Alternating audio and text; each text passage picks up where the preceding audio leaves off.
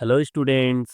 तो आपकी स्क्रीन पे एक क्वेश्चन है। फटाफट से आप स्क्रीन पॉज करके स्क्रीन पे इस क्वेश्चन को एक बार पूरा पढ़ लीजिए।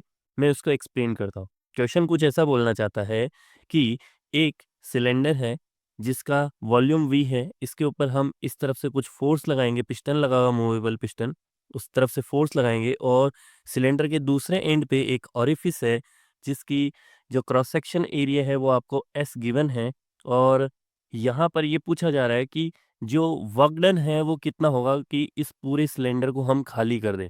The volume of water in the cylinder is equal to V the cross section area of orifice S with being consider less than the piston area. मतलब कि ये जो एस है ये पिस्टन एरिया से कम है। हमें क्या फाइंड करना है? We have to find work done to squeeze out all the water from the horizontal located cylinder. चलिए, टी टाइम के अंदर हमें कितना वर्क करना पड़ता है हम ये देखते हैं। मैंने यहाँ पे सिलेंडर का डायग्राम ड्रॉ किया है। अगर ये सिलेंडर है तो मान लेते हैं कि इसकी ये लेंथ है वो है एल और इसका क्रॉस सेक्शन एरिया है ए। और यहाँ से जो ये वाटर बाहर आ रहा है ये किसी वी वेलोसिटी से बाहर आ रहा है। कंफ्यूज नहीं होना है, यहाँ पे सिलेंडर का वॉल्यूम कैपिटल वी है और मैंने वेलोसिटी को स्मॉल वी लिए है।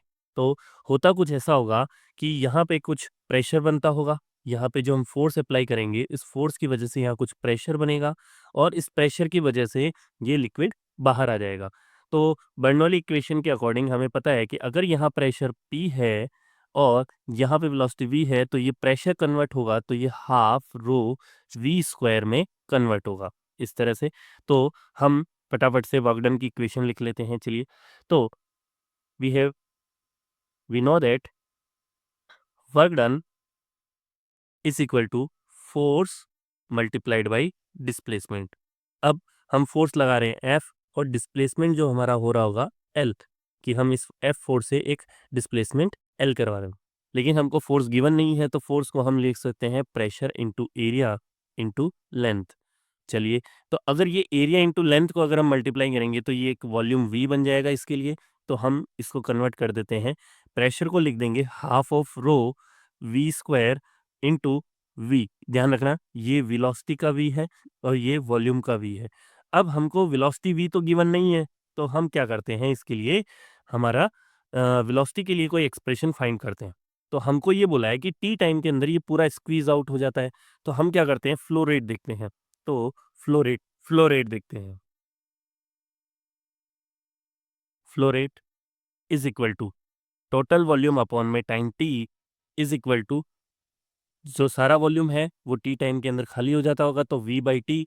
और ऑरिफिस एस है और इससे v वेलोसिटी से बाहर आ रहा है तो मैं एरिया इंटू वेलोसिटी v। तो यहाँ से मैं ऐसा लिख सकता हूँ कुछ, velocity v is equal to capital V upon s into T.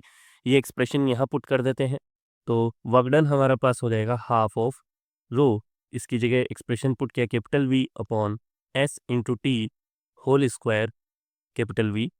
Work done का फॉर्मूला क्या बन गया, half rho V cube upon S square T square.